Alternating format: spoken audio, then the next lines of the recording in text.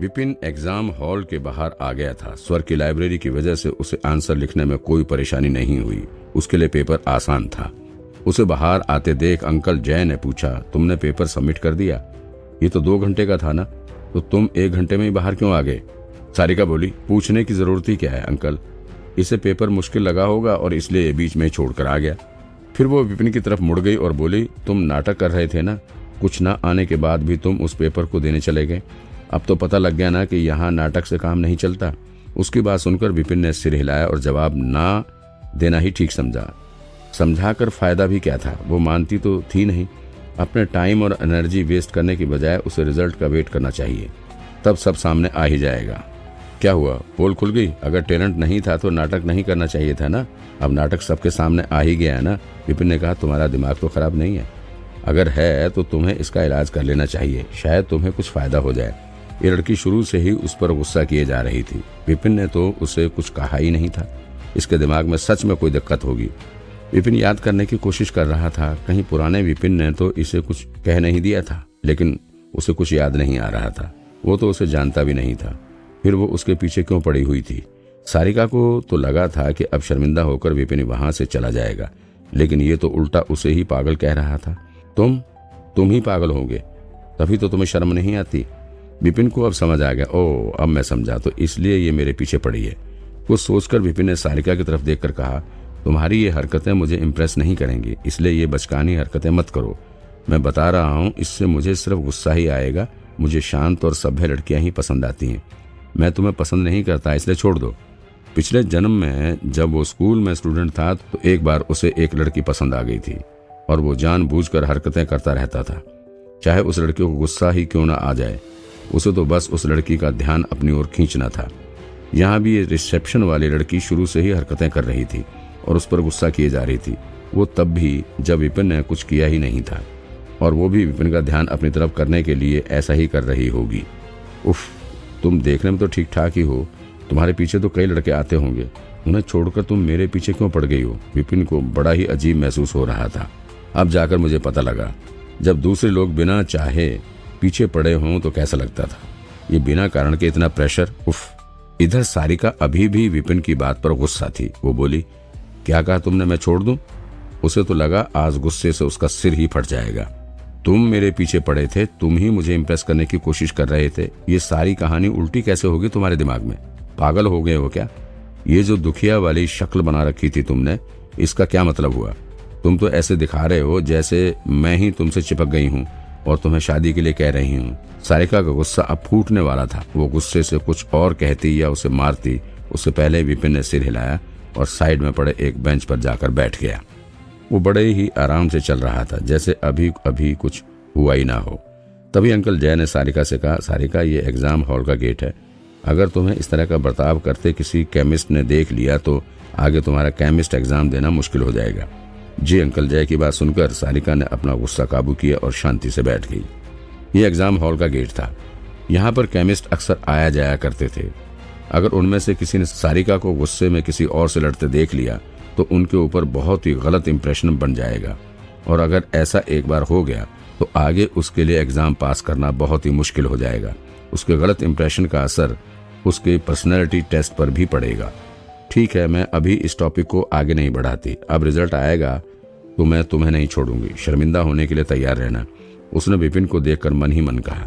विपिन इस झमेले में नहीं पढ़ना चाहता था, इसलिए वो चुपचाप बेंच पर बैठ गया और अपने दिमाग में इकट्ठी हुई नॉलेज को सही तरह से सेट करने लगा। ज्यादातर जानकारी जड़ी बूटी पर वही थी जो पहले के केमिस्टों ने इस्तेमाल करते हुए पता की थी, इसलिए उसमें ज्यादा गलतियां नहीं थी।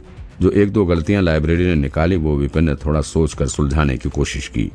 वो अभी उन्हें सुलझाने में ही बिजी था। उधर एग्जाम खत्म हो गया और नामित सर ने सबके पेपर ले लिए।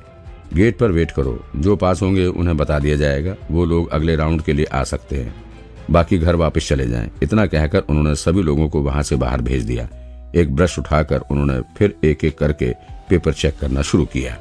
जैसे जैसे वो चेक कर रहे थे उनके माथे पर लकीरें बढ़ती जा रही थी, उनका गुस्सा भी बढ़ता जा रहा था। जैसे नामित ने लास्ट पेपर चेक करके रखा, एक और आदमी उस हॉल के अंदर आया और बोला, भाई नामित, कैसा रहा एग्जाम? इस बार कोई पास हुआ एग्जाम में? मुझे तो सच में एक शिष्य की जरूरत है।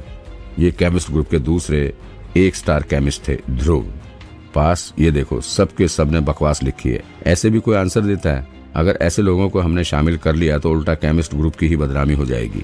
नामित ने अपना ब्रश साइड में रखते हुए कहा। फिर चेक किए हुए पेपर ध्रुव को दिखाए। मुझे देखने दो। ध्रुव टेबल के पास आकर बोले और वो चेक किए हुए पेपर देखने लगे। कुछ ही पल में वो भी उदास हो गए।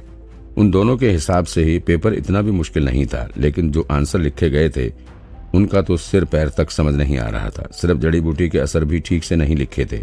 अगर ऐसे लोगों को पास कर दिया और केमिस्ट बना दिया तो केमिस्ट ग्रुप की इज्जत मिट्टी में मिल जाएगी। उन्हें एक भी ठीक आंसर नहीं मिला था और उन्होंने 7-8 पेपर देख लिए थे। अचानक से उन्हें एक कोने में पड़ा एक कुचला हुआ पेपर दिखाई दिया। उसने पूछा, उस पेपर में क्या खराबी है? उन्होंने उसे उठाकर खोला और कहा, भाई तुमने तो इसे चेक तक नहीं किया, क्या हुआ? ये एक बदतमीज का पेपर है। इसके आंसर तो बाकी सभी से ज्यादा बेकार होंगे। ये साफ था कि वो पास तक नहीं होगा, इसलिए मैंने देखने की कोशिश तक नहीं की। फालतू टाइम क्यों वेस्ट करना? इसे चेक करके और गुस्सा आ जाए, उससे तो बेहतर ही है कि मैं चेक ही ना करूं। उस लड़के का ख्याल आते ही कैसे उसने तेजी से पेपर सबमिट कर दिया था, नामित का मूड खराब हो गया था। एक ऐसा इंसान जिसने 1 घंटे में ही पेपर सबमिट कर दिया था, वो एग्जाम में पास कैसे हो सकता था? इसलिए उसका पेपर चेक करने की जरूरत भी नहीं थी। क्यों? क्योंकि पिछले 2 एग्जाम में भी 3-4 लोग ही थे जो एग्जाम पास कर पाए थे, लेकिन इस बार इतना टाइम लगाकर चेक करने पर भी सिर्फ 2 ही लोग अगले राउंड में जा पाए थे। बाकी सभी का पेपर कचरे के बराबर था। बदतमीज, मुझे देखने दो, ये किसका पेपर है जिसकी वजह से तुम्हें उसका पेपर चेक करने की भी जरूरत नहीं लगी? ध्रुव ने मुस्कुराते हुए सिर हिलाया और पेपर खोलकर पढ़ने लगा। जैसे उसने आंसर पढ़ा वैसे ही उसके होश उड़ गए। ये क्या? पन्ने पढ़ने की आवाज कमरे में गूंज उठी और साथ ही ध्रुव के चेहरे का शौक वाला लुक भी बढ़ गया। उसका मुस्कुराता चेहरा जैसे बर्फ में जम गया हो। अपने कलीग के चेहरे का एक्सप्रेशन देखकर नामिद ने पूछा, क्या हुआ? क्या इसके आंसर इतने खराब हैं? फिर आगे कहा, इस पर ज्यादा ध्यान मत दो, बस एक बदतमीज था जिसके पास कुछ ज्यादा ही पैसे थे, इसलिए वो पेपर देने आ गया। उसमें सच में केमिस्ट ग्रुप के लिए कोई इज्जत या मान नहीं था। सामने वाले की कंप्लेंट सुनकर ध्रुव ने फौरन उसे रोका और कहा, वो बात नहीं है भाई, एक बार देखो तो। कहते हुए उसने पेपर नामिद को दिया।